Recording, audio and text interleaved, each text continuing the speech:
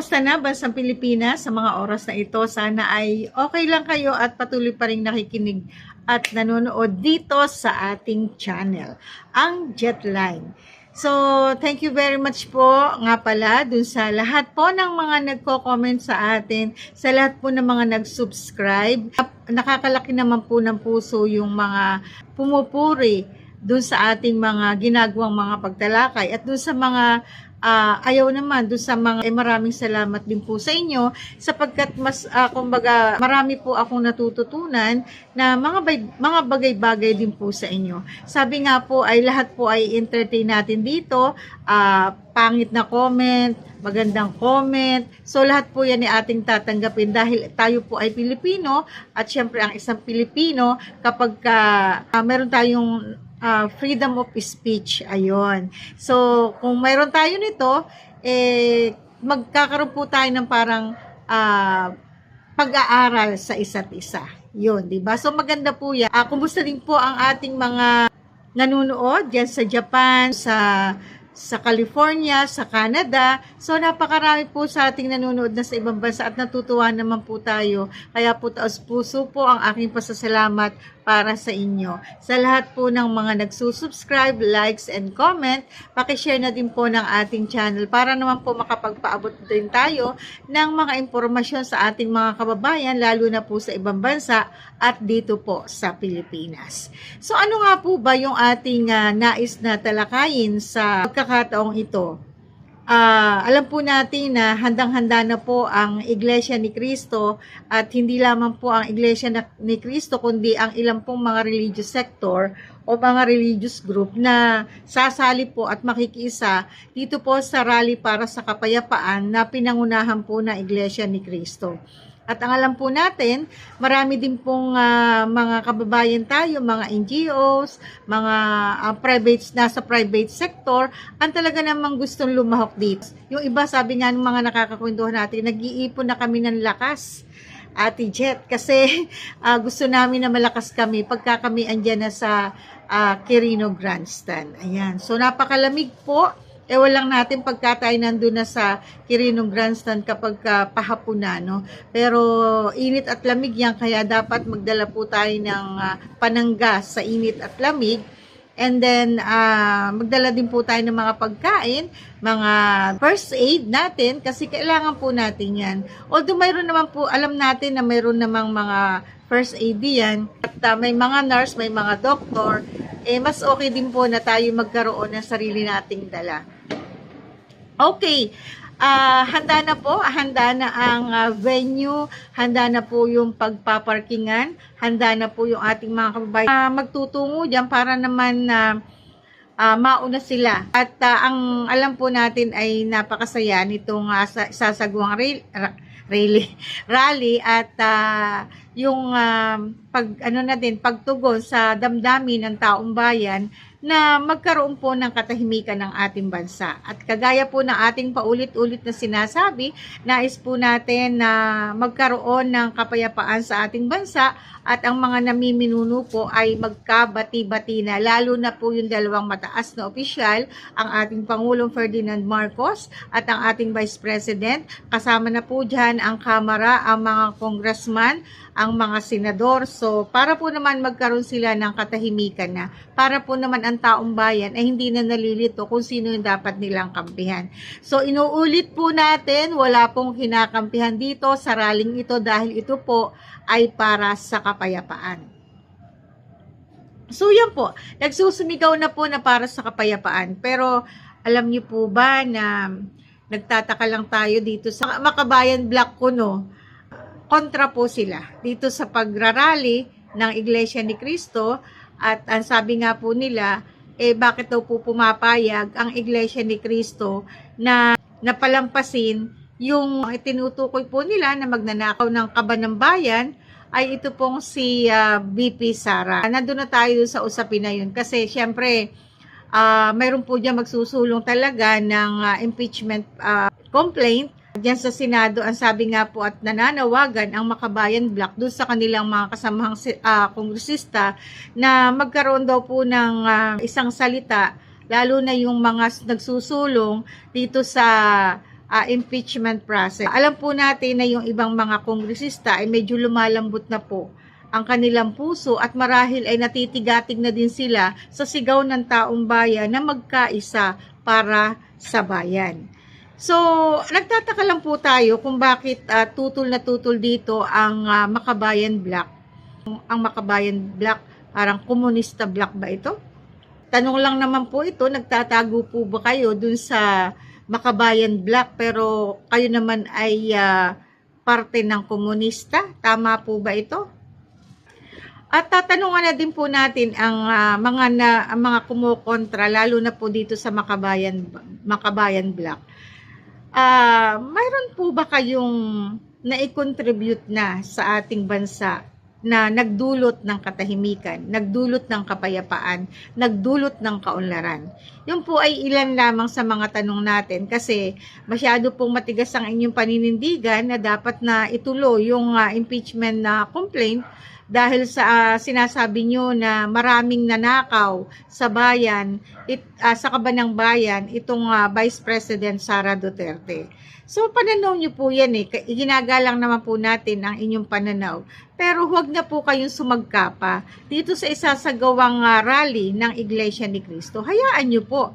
At hayaan nyo din po na maraming makiisa sa kanila na mga religious sector din at ilang mga opisyal or mga politiko, kandidato, at kung kayo man ang maiwan sa grupo, ang Makabayan Bloc, magsagawa din kayo ng rally. Kasi baka naman naiinggit lang po kayo sa Iglesia ni Cristo, di ba?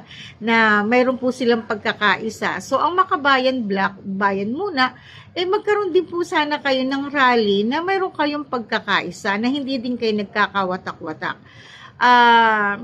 Ang ating pong tinatalakay natin dito ay pananaw na din doon sa mga sinasabi nyo na kontra sa rally na Iglesia ni Cristo. Tulas na kayo na sumusuporta ang Iglesia ni Cristo sa partido. Okay. Ibalik ko ulit yung tanong doon sa ating Makabayan Bloc. Ilan na po ba yung sa pagdaan ng panahon ng 1970s pa, ilang dekada na ang nakakaraan, ano po ba yung nagawa ninyo sa bayan? Nagkaroon na po ba ng katahimikan? Po ba tayo ng magandang trabaho ang ating mga kababayan? Bumaba po ba ang presyo ng mga pangunahing bilihin? Dahil po sa mga pagsagka ninyong ganyan, doon po tayo sa realidad. So, ano ba yung realidad? Ayan, nabubulol na din tayo, no?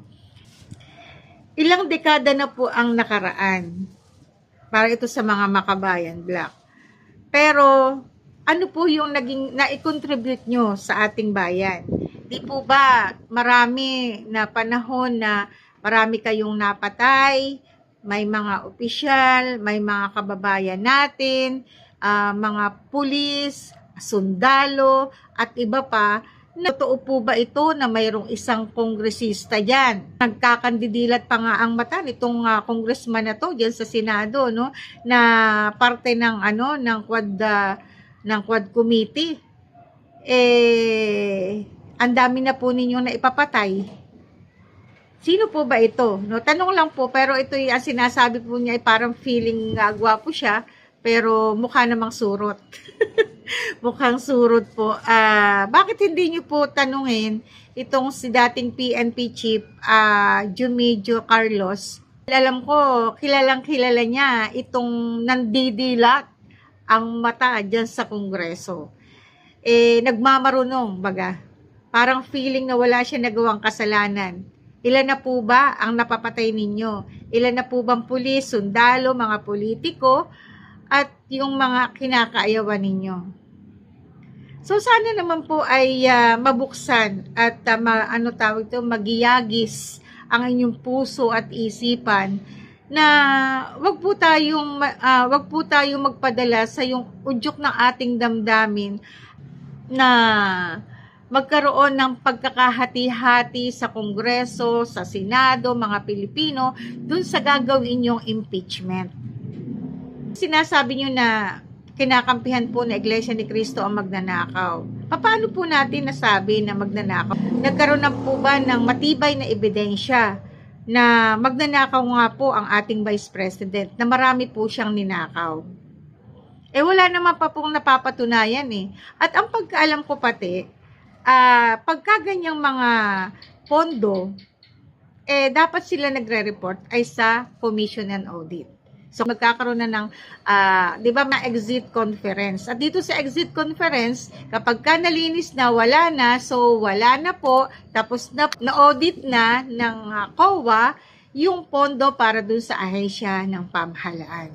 Ang sasabihin nyo, tayo ay kumakampi na naman dito kay Sara Duterte. Hindi naman niya ako kilala.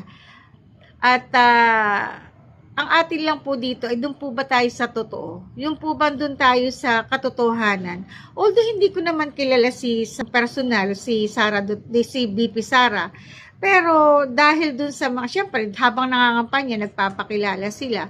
So, isa siya po sa mga ibinoto natin. Ibinoto din po natin ang Pangulong Ferdinand Bongbong Marcos sa pag-aakala po na mapapatahimik niya ang ating bansa. Sa pag-aakala po na nung panahon na siya ay, na sila ay nangangampanya, na nagbitiw siya ng salita, na bababain niya ang kilo ng bigas, 20 pesos ba? Pero ngayon, magkano na po ba ang kilo ng bigas? So, pero hindi po yun ang punto natin eh. Mayroon na, nagpahayag na po, mayroon ng opinion, nagsalita na ang ating Pangulo ng Bansa na nakikiusap na siya sa Kamara, sa Quad Committee, sa kanyang kamag-anak na itong si House Speaker Martin Romualdez na wag nang ituloy itong impeachment process. Pero anong ginagawa? No, tuloy-tuloy pa rin po yung kanilang mga pagsusulong. At medyo tahimik naman itong House Speaker. Tahimik din naman itong si BP Sara ngayon, no? At tahimik din ang ating Pangulo nang magsalita naman ng Iglesia ni Cristo na magkakaroon ng rally. Mukha silang, para silang ngayon, tahimik. Ayaw nilang magsalita. Bakit? Kasi wala namang ibang gumawa at nanguna dito. Sabihin natin na okay, hindi lang ito usapin ng Iglesia ni Cristo. Dahil ito'y usapin din ng mga ibang relihiyon na nagnanais ng katahimikan at kaunlaran sa ating bansa. Hindi rin po ito usapin ng mga religious sector. Usapin po ito ng taong bayan. Usapin po ito ng mga Pilipino na dapat po tayo nagkakaisa para po sa kapayapaan at katahimikan. Sa mga kumukontra po, mag-isip-isip naman po kayo. Dahil dito po sa gagawing rally na to, kapag po ito'y nagtagumpay, sino po ang makikinabang? Mga politiko ba? Di ba taong bayan? Dahil ating ginamit ang ating karapatan bilang isang Pilipino na iwinagayway natin na kapayapaan ang ating ipinaglalaban. Wala tayong ibang pinaglalaban kundi kapayapaan, magkaroon ng katahimikan sa ating bansa, magkabati-bati ang lahat ng mga namiminuno na mayroong mga hidwaan. Yan lang po ang naisin natin. At bilang isang mamamahayag po, ay nais po natin na makapagbigay ng tamang impormasyon sa ating mga kababayan at huwag na natin pong i-provoke yung mga kababayan natin para hindi naman po magkaroon ng kaguluhan diyan sa isasagawang rally sa Quirino Grandstand. So maraming salamat po mga kababayan. Hanggang sa muli po, ako pa rin po ang inyong lingkod si Jet Claveria, kapwa nyo Pilipino.